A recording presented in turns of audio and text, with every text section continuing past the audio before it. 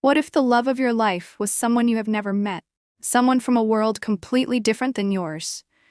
Someone whose voice you could barely understand? This isn't just a story about romance, it's about resilience, patience, and two strangers who dared to believe that real love could bloom, even from opposite sides of the globe. Marie, a young woman from Kenya with such a cute smile, had never imagined that love would find her through a Facebook dating group. Marie wasn't looking for love. Not really. After what she had been through, love felt like a risk. She wasn't ready to take that risk again. Her heart was still tender, and trust was a currency she couldn't afford to spend recklessly. Marie had always been skeptical about online dating. Like many people, she didn't think anything meaningful could come from it. But then came heartbreak. A breakup that left her feeling lost. In her vulnerable moment, one evening, while catching up with her friend Carol, the conversation drifted to relationships. Carol mentioned a Facebook group, Black and White Dating, and encouraged Marie to give it a try. Marie laughed. "I'm not posting anything. That's too public," she told her. The idea of putting herself out there like that felt overwhelming. But Carol gently nudged her. "You never know what could come out of it," Carol said. She thought, "Well, maybe it's worth a shot." So she posted in a Facebook dating group. 3 days later, bam, her post finally got approved. She had almost forgotten she had posted anything. But Facebook didn't forget. Marie wasn't a Facebook regular. She could easily disappear from the platform for a week or more without blinking. But when she returned, her notifications were exploding. Over 1,000 friend requests, comments flooded her post. Her inbox, overflowing. It was overwhelming. And despite the flood of attention, she said, "None of them clicked with me, not one. It was just noise. Oh baby, I miss you. You are the queen of my dreams." Really. And honestly, most of the attention felt disingenuous. Too many of the messages were pushy, performative, or just plain creepy. She wasn't in the headspace to dive into conversations, especially not with people who seemed more like players than partners. And then, there was Eamon. Now, Eamon hadn't messaged Marie right away. He had seen her post, though, and quietly took note. You see, Eamon had been lurking in the group for a while. He lived in Australia, originally from Ireland, and had joined a few black and white dating groups out of curiosity. He had been single for over a year, wasn't really looking for anything intense, just browsing. And like many introverts online, he didn't post much, just scrolled and observed. So when he saw Marie's post, he paused. She stood out. There was something authentic in the way she presented herself. He did what anyone cautious would. Clicked on her profile, scanned for signs that she was real. Photos going back years, group shots with friends, yep, she was legit. But he also noticed something else. She was getting a lot of attention. And in these groups, when someone posts for the first time, it's common for people to flood them with comments and welcome messages. But with Marie, it was on another level. So Eamon decided to wait, let the chaos die down. It wasn't until 2 weeks later that he finally sent her a quiet, respectful message. Something simple like, "Hey, just wanted to say you seem lovely. I don't usually message people, but thought I'd say hi." It wasn't a line. It wasn't forced, just genuine. Marie said it was different. He wasn't trying too hard. He didn't have to. That moment, that quiet little message, is what started it all. Yep, it all started with a Facebook message. A love story of Marie and Eamon. It began with a simple ding. A Facebook message. In a world where catfishing stories are more common than fairy tales, one message between two strangers grew into something extraordinary. Marie received a message from Eamon, didn't respond right away. In fact, her reply came about 6 weeks later, then started talking. Their early messages were sporadic, barely a few exchanges here and there. But Eamon didn't mind. He talked to people before who were way too eager, too soon. People who acted like they were in love after just 2 messages. Major red flags. But Marie, she was different. She wasn't rushing anything. And when she did respond, the vibe was chill and respectful. She eventually checked his profile too, liked that he didn't post much but had group photos, which meant he was real. That's when she gave him her WhatsApp number. And then he went quiet for a few days. Marie was confused. Wait, I gave him my number and now he's not texting me? Did I push him away by not replying earlier? But eventually, he messaged. Not just a quick hey either. Thoughtful messages, even if they were days apart. He told her about his life, that he was in the middle of moving houses. He didn't just show interest, he showed investment. At that point, Marie wasn't necessarily looking for a relationship. She just wanted meaningful conversation. And that's exactly what they gave each other. No pressure. No expectations. Just two people, talking. Their chats grew more frequent, moved from Facebook to WhatsApp, then to phone calls, then to video calls. But it wasn't all smooth sailing. There was the accent barrier. Eamon, raised in Ireland and now living in Australia, spoke fast, and his accent was thick. Marie struggled to understand him on the phone. She'd sit there, concentrating hard, sometimes only catching a couple of words, but she didn't say anything. Instead, she put him on speakerphone and listened intently. Over time, her ears adjusted. Now, she doesn't miss a thing. Well, unless he's super excited. Then it's like listening to a podcast on 3x speed. They planned to meet in person in May. By then, they had been talking for months. Eamon asked her to be his girlfriend around late February or early March. Marie took a week to think about it and said yes, but May didn't go as planned. Eamon had just started a new job. Taking extended leave wasn't really an option, so they flipped the plan. Marie would visit him in Australia. She applied for a holiday visa. She waited, and then it got denied. It was devastating. Marie had been excited for months. They had jumped through every hoop, provided more documentation than was even necessary. But still, denied. They were both heartbroken, because even though their love had started online, it was real. And distance, time zones, bureaucracy, they were all getting in the way. But here's the thing, they didn't give up. They kept talking, kept planning, kept building the bond. Because what started as a slow burn turned into something steady, intentional, and genuine. And sometimes that's exactly how love shows up. Unexpected, patient, real. After over a year of online dating, Marie and Eamon finally met in person, and it was everything they had hoped for. Marie had just finished her final university exams on the same day Eamon's flight landed in Kenya. Despite the nerves and hectic preparations, excitement filled the air as they finally came together. Marie spent the days leading up to their meeting, getting ready. She had her hair done, nails prepped, and a special gift wrapped for Eamon, who had patiently waited for this moment. The moment they saw each other at the airport, their nervousness melted away.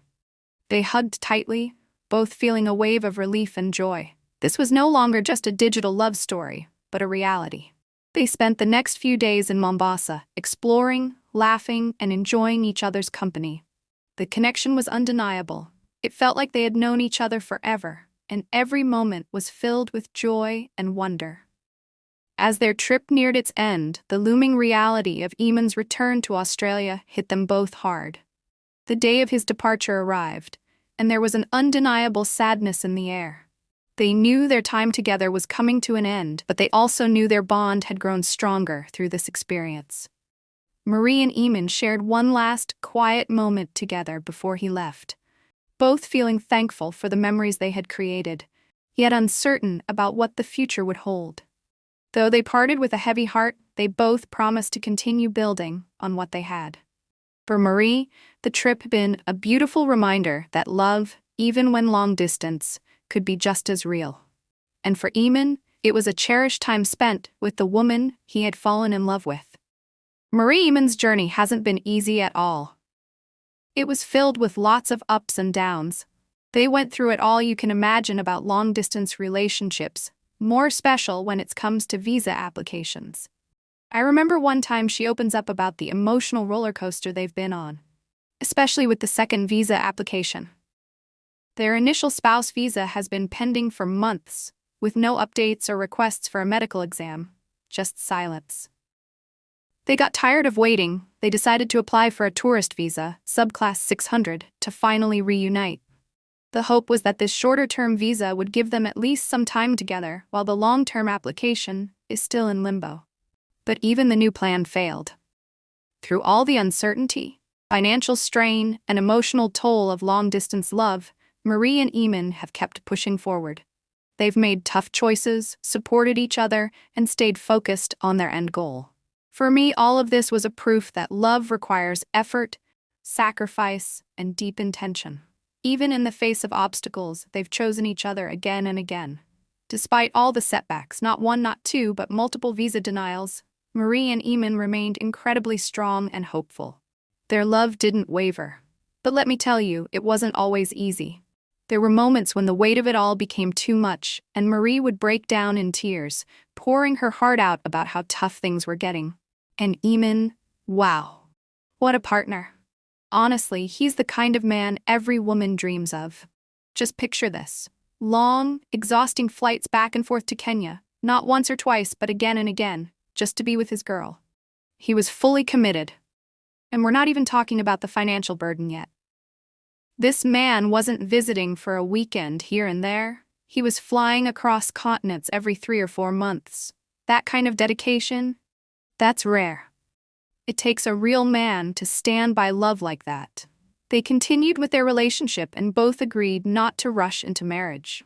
People always have their expectations and opinions. I remember one day, she opens up about the timeline and emotions involved in her relationship with Eamon. Marie explains that although they had been talking for about some time before meeting in person, she wasn't ready to make a long-term commitment without spending quality time together.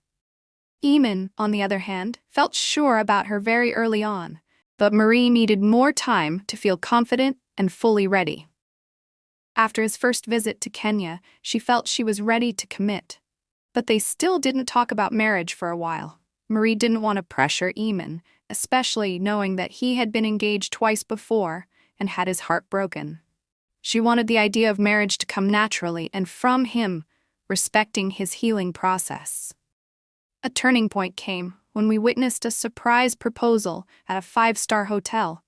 It sparked their first real conversation about engagement. That moment opened a healthy line of communication about their future, and they realized they were both ready, but also traditional in their values. They wanted to get married out of love and intention, not for visa benefits or external pressure. Marie emphasized that their decision not to get married immediately wasn't out of uncertainty, but out of respect for the process. They wanted to do it once and do it right, with a big celebration surrounded by friends and family. She also mentioned that they are mindful of finances and do not want to fundraise for a wedding, as they view it as a luxury they should be able to afford themselves. Instead of rushing, they applied for a subclass 300 prospective marriage visa, which allows Marie to move to Australia and plan the wedding together at a comfortable pace. The love is solid, the plans are in place, and the wedding is definitely happening, just not under pressure. Marie and Eamon had one goal in mind: reunite in Bali. It had been months since they last saw each other, and this trip was supposed to be the beginning of their forever. Marie was beyond excited. This wasn't just a vacation, it was her first international flight, and it felt like the start of a whole new life. She packed her entire world into 3 suitcases, leaving Kenya behind with the quiet hope that she wouldn't need to return. Their plan was simple: meet in Bali, spend time together, and from there, fly back to Australia. Together. They were convinced Marie's visa would be approved while they were in Bali. Everything was hanging on that one hope. But things didn't go the way they imagined. From the moment they landed in Bali, everything felt magical. The beaches, the sunsets, the fact that they were finally in each other's arms again. For a moment, it felt like the world had aligned perfectly for them. They explored the island like 2 teenagers in love, laughing, holding hands, dreaming out loud about their future in Australia. But reality was silently waiting behind the scenes. Days turned into weeks, and the visa approval they had counted on didn't come. At first, they stayed hopeful. Maybe tomorrow, they'd say. They checked emails every morning with nervous anticipation, refreshing inboxes like it was part of their daily routine. Still nothing. Eventually, the silence became loud. Their dream of flying back together to Australia started to crumble. The more time passed, the more uncertain everything became. Bali, which once felt like paradise, now began to feel like a waiting room. They were stuck in limbo, together but with no clear path forward. They made a tough decision. Eamon would return to Australia and Marie would go back to Kenya. It wasn't the goodbye they had imagined, but reality forced their hands. Though the dream didn't unfold as planned, their love was real, and the goodbye at the airport was filled with hope that someday things would fall into place. Just a few days after Marie returned from Bali, the moment they had both been anxiously waiting for finally arrived. Marie's visa got approved. It was emotional. It was triumphant. After everything they had been through, this was the breakthrough they had been holding on to hope for. Marie didn't waste a single minute. She immediately began preparing for her big move to Australia to finally begin the next chapter of their love story. And now, as of today, Marie and Eamon are finally together in Australia. No more screens, no more airports. Just two hearts figuring out life, love, and everything in between, together. I honestly couldn't be happier for them. I've cried with Marie through her heartbreaks, and I've celebrated her happiest moments with just as many tears, watching their love overcome distance, delays, and doubt. This has been nothing short of inspiring. From the bottom of my heart, I wish them all the love and happiness this life can offer. They truly deserve it. Their story isn't over. In fact, it's just the beginning. And to all watching this, don't worry. We'll keep following along and share updates as they continue to write this beautiful love journey together.